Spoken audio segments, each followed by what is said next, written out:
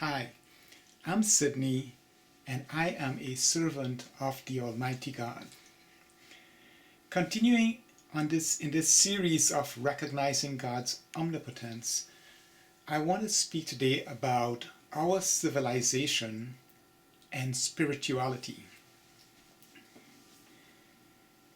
By inspiration, I have learned that we all have three components. There is our physical component. The ultimate achievement of our physical is power, control. We have our emotional component, the ultimate achievement of which is adulation, affection. So we all want to be loved. And we all have this spiritual component.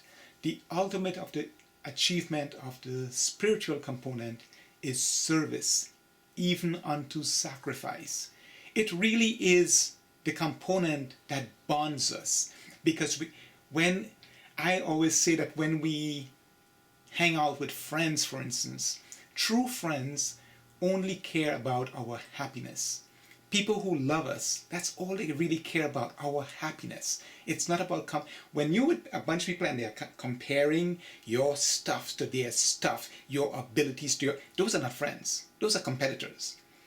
So we all have this spiritual component which enables us to care, to love, to serve others. That is, again, intrinsic to each and every one of us. And the reason I want to get into our civilization and spirituality, again, is based on my inspiration. And a lot of the things that brought me to where I'm at today it's spiritual stuff. Even though my basis is really, for a long time, I question religions, I question all these things because I love science. I truly love science, because with science there is empirical data. We can measure something.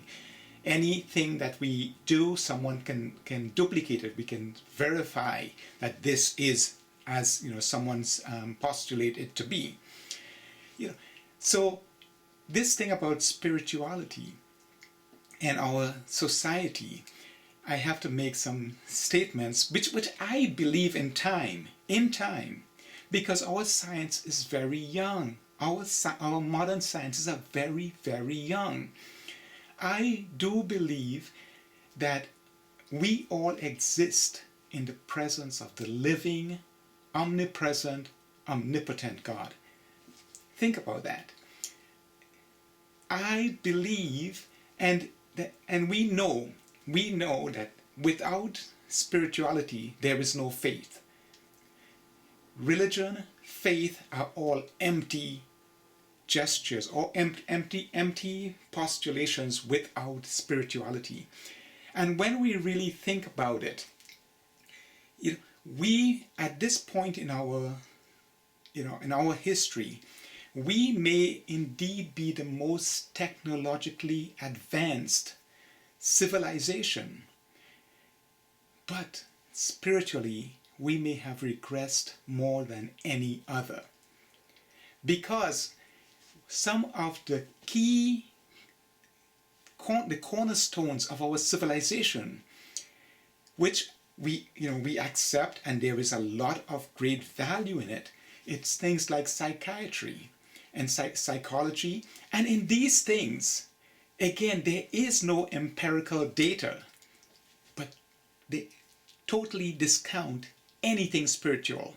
Most centers of higher learning today totally discount anything spiritual. And so what we have is a civilization that totally discounts anything spiritual. As an example, I would remind us, because this is not my, just me coming up with this, from the beginning of time, and almost every part of our civilization, all old cultures recognize that there are spiritual things. We don't know And I believe that spiritual things are like forces of nature. It's like gravity. They are like gravity. We don't see it, but it has an impact upon each and every one of us. And even today, we hear of these extreme events. You know, there was that one in, I believe it was in North Carolina, that kid who was lost for a couple of days and said, you know, a bear protected him. We have these incidents down through history where you have these incidents that can only be attributed to spiritual things. And we can see that, you know, there are positive spiritual things which we can attribute to angels, and then we have these negative things. Like it's a current and a recurring occurrence. People who do really bad things, really, really bad things, you know, serial murderers and I mean, really horrible things. We hear them and they say, you know, there was a voice, there is something that enabled them, something that pushed them. And we know from our oral past, you know, things passed down and even the written, that there are evil. There is good, there is evil. And what does our current sciences say? No. They postulate, for instance, that, you know, there is multiple personalities within a person, but totally discount. Now, there is no proof of that. There is no empirical proof. There is nothing you can measure to say, yes, we can see this or we can measure this. It's simply postulated and accepted.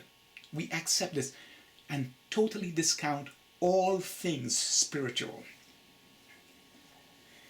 There are so many things that has pushed our society to the point where now the whole concept, and I believe this is part of the reasoning why religions have become so, well, I don't want to say flawed, but when we think of religion, faith, spirituality, it is ongoing, like forces of nature that cannot be repressed.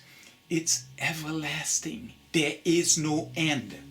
There is no end when it comes to spiritual things of a spiritual nature. It is why I try to remind us all that we exist in the presence of the living God.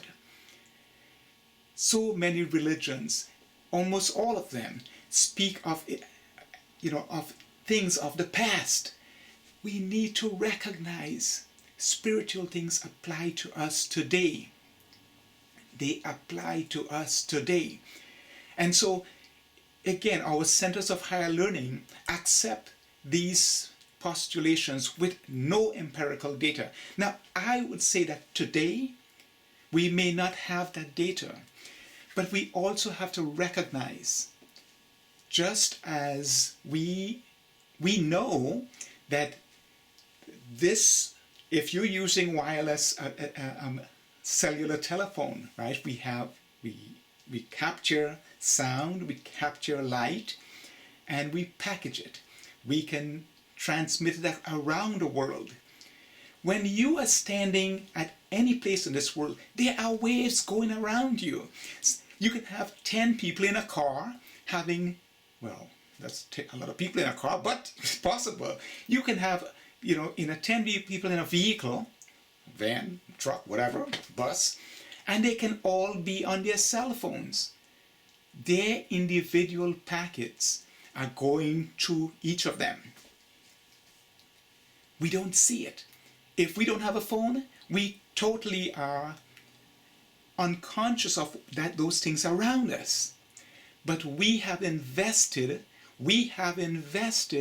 in all the equipment that's required to transmit, receive, and, you know, encrypt, decrypt, all of these things. We have invested in that. There is a big profit motive. You know, there's an incentive there. And so industry has invested. Have we ever invested in determining whether any of these spiritual things are true. There is so much anecdotal stuff from all our histories. Everywhere there are, there are wood spirits, spirits of the mountain, spirits of the brick. There are all these things. Have we ever done the investment?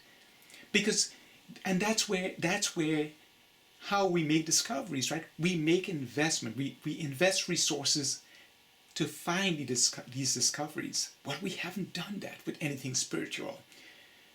We recognize, for instance, like, with MRI now, we started moving in that direction, but for a certain purpose. But these whole things about spirituality, we discount. We simply discount it. There is no such things. And we accept things like multiple personality disorder, and you have all these, and we hear, there is so much around us that says, no, we see things that are unexplainable, except if we attribute them to those anecdotal things that says, yes, there are spiritual things around us. So much now that, there is this whole thing about, it's like we don't have free will. And the people who postulate that, the only time we have free will is if we do bad things to them. And then absolutely, we should be punished because we had free will. We could control that. But when they do bad things, it's just the product of random, things happening in the brain, neurons firing, and that's who we are now. And so a lot of things is part of this erosion of spirituality. And I am about science. I believe in time. We will discover. We will be able to recognize the influences of these good and demonic entities around us. They are present. We must be able to, in the future, and maybe in our future, maybe 50 years, 100 years, we will invest resources and recognize that much of these anecdotal things, the ones that, even things, when we think about things like DNA, right? I like to kind of remind us all that, a couple hundred years ago, we knew there was something connecting parents to kids. That the way their physical attributes. Now we know that is locked into DNA, RNA. That's where these genes and that double helix and all that controls that. But again, when I speak about God giving certain abilities to, especially the lower creatures, where they do not have training by parents, but that ability, certain skills and ability. When I talk about a spider being able to spin a web, or in the case of the Corolla spider, the one that knows how to find quartz crystals to use, that is not training. So that information is passed along somewhere, just like DNA was used to pass along physical attributes. That ability, that skill, that ability, we see it. I was talking with someone recently about pigeons that can fly for hundreds and hundreds of miles, and and again, we can do that with GPS, but we speculate that they use the magnetic lines and all of these things. We speculate, we really don't know. How does salmon know how to get back to the... And so there are things we have to recognize. Just like it would have sounded crazy 100 years ago to speak about having a conversation, with video of someone on the other side of the world. Yeah, they would think that you're crazy.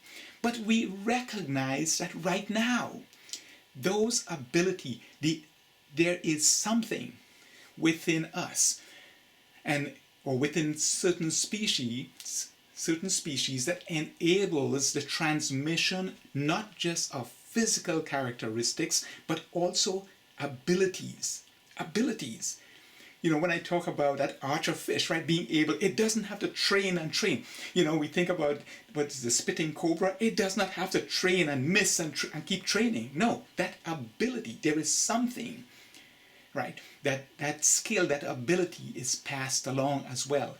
The ability of, animals to navigate, right, that skill, that ability is not only based on, it's not based on training from parent to child. There is something more. These are things that we have to recognize. Our science is pretty young. We will, in time, if it's God's will, these secrets will be revealed to us. We will have revelations by those who we may or may not be yet born. He may gift them for the benefit of all of us. And it's the same thing. We hear so much in our past about, spirit guides. We hear the spirit of the mountain, the spirit, and we see there is so much, for instance, ancient medicine and people who were guided, but we discount all of it. And so now we seem to have religions that relate to as if spiritual things are a thing of the past. They're a thing of the past. It's why almost all religions relate to, hundreds or thousands of years ago. Not recognizing these spiritual things, the spiritual part of us, it's present today. We need to get more in tune. And in time, I believe that science will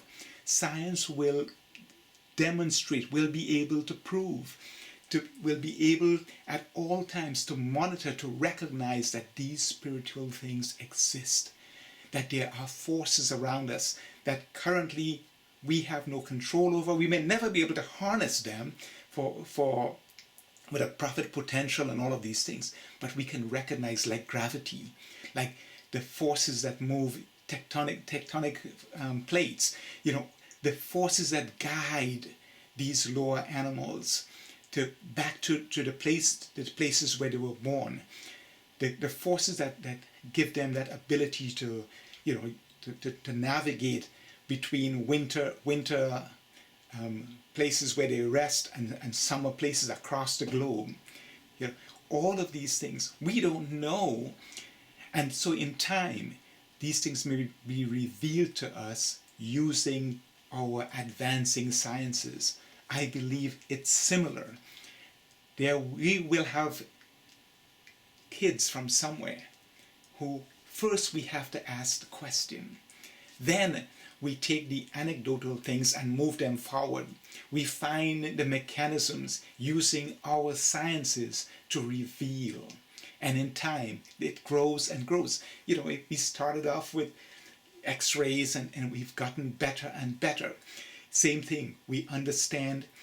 Think about how our civilization has advanced with our recognition and of the different forms of energy around us, recognizing that we can take, we can capture video and turn it into digital packets and send it around the world, understanding wavelengths and frequencies and all of these things, how that transformed our civilization. Well, we also understand that animals can communicate using methods that we don't yet fully understand. There is so much more. When there's an earthquake or some catastrophe, animals can detect it. There is something out there. Again, these are things that we have to recognize. Similarly, the spiritual component. There is so much anecdotal information, but we have not invested the resources to actually recognize and to be able to detect, monitor. But we know this inspiration, and I like to talk about, Dmitri Mendeleev, basically the father of our periodic table, receiving in a vision. And some would like to think, well, it's just how does the periodic table of elements, this organize? And we know that when we see organization, that's definitely a sign of intelligence. We don't see random stuff that we see, and it was granted to him in a vision. So it came from somewhere. When we start recognizing the spiritual component that grants us things that we've always heard about, that took care of us, that granted us medicines, revealed the secrets that sustained our civilization up until this time, and continues to reveal this, it will bring religions into concert, because they would recognize we all exist in the presence of the living God. And so regardless of whether you're Jewish, Muslim, Christian, Buddhist, whatever religion, we are in the presence of that living God. And so we may have had different representations over different places, over different times.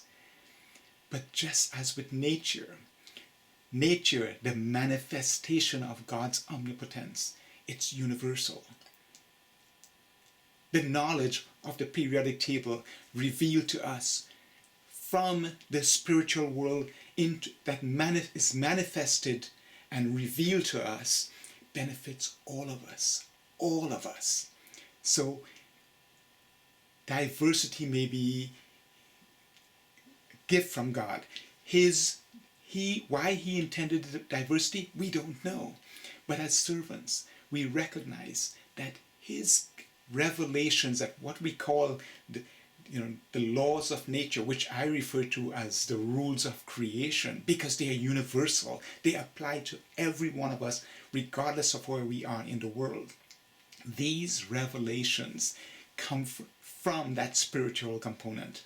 And so in time, I believe science, we will have that convergence. And this is what humanity's inflection point is about. That convergence, and it can start with us, because we recognize faith, religion are empty without spirituality. Spirituality is everlasting. From our perspective, there is no end. So we don't have to look back 2,000 years, 100 years. We recognize right now we are in the presence. We are affected by the spiritual things around us. We have a spiritual component. It's what bonds us together. We have to recognize and stop disregarding the spiritual component. Else our religions are all empty.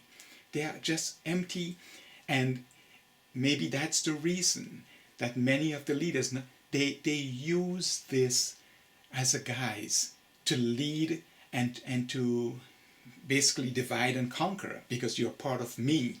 But when we recognize the universal, the Almighty God, the Creator, that spiritual, omnipresent, omnipotent Creator of all of us, and we also recognize that there are both good and demonic forces around us. Once we start recognizing this, it makes us more alive, because we recognize we can be immune from the demons by building a personal relationship with our Creator. A personal relationship, not through any proxy. We don't need a pastor, a rabbi, a cleric. Personal. We have the information. This is not the day of, I need someone to come and bring the information to me. The Bible, the Quran, the Torah, it's all available. Whatever source of religious knowledge, they are all available. We don't need anyone to just bring us. It's great to have that congregation, to have the fellowship. It's great to have that. But it's not absolutely necessary. In these times, the information is there. And once we recognize that the Almighty God is revealing things to us, that spiritual things are a part of our daily lives, we can seek to build that personal relationship. I know there's quite a bit here, and this is a source of my inspiration. It is not my objective that I be the only person. I want you. I want those of you with whom this resonates, so that we can get some harmony. Others that take this and move it forward.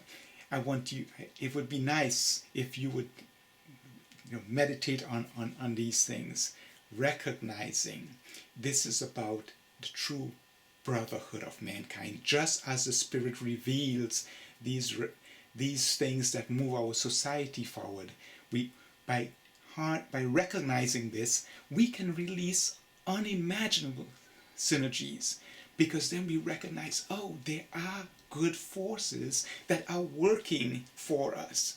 We need to immunize ourselves from these dark forces that are about, and I will talk about, dishonesty.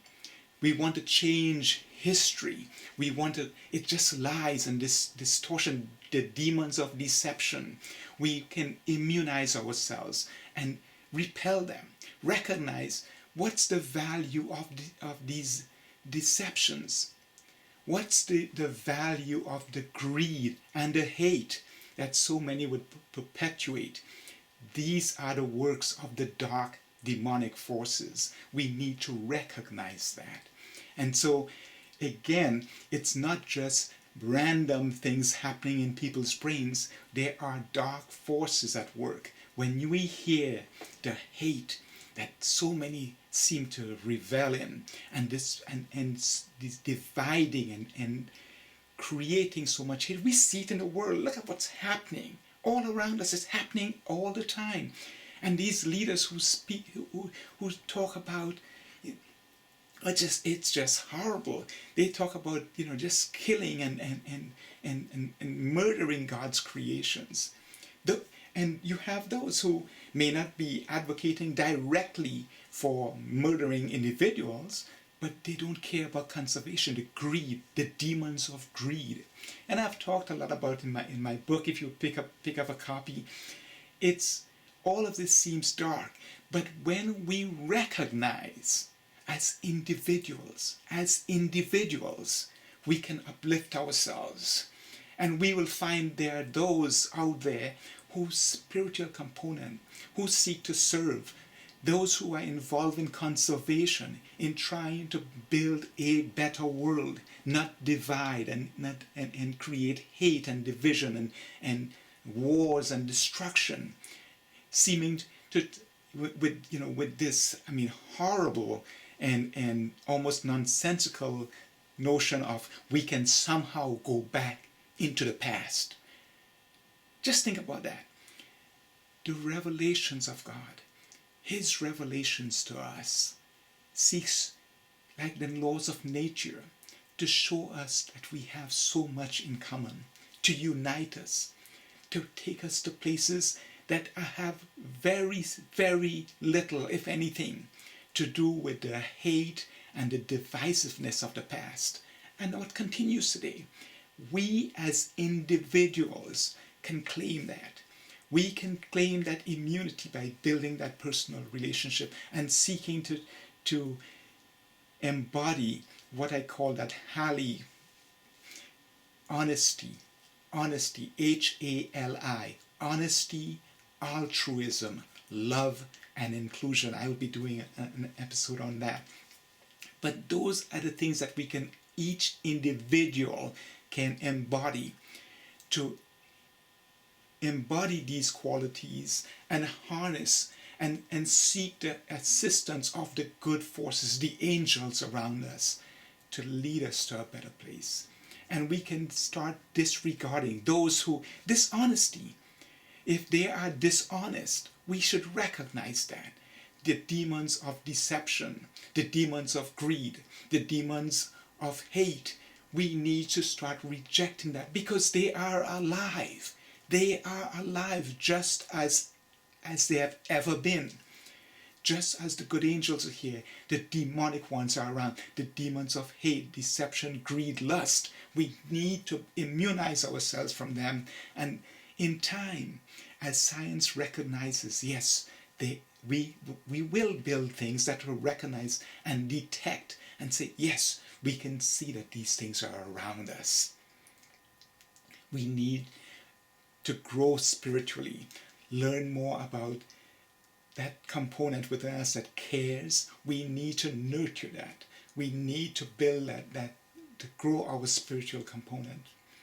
So I wanted to thank you. As you know, this is one of the greatest things, because this is what leads us forward towards the brotherhood of mankind and building to what God would have us, to reveal the things that would create these unimaginable synergies between the peoples of this world, even with our diversities.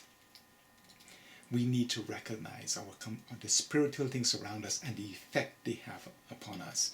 And until that time that science builds and invests the resources so we can detect and monitor, we as individuals need to recognize that.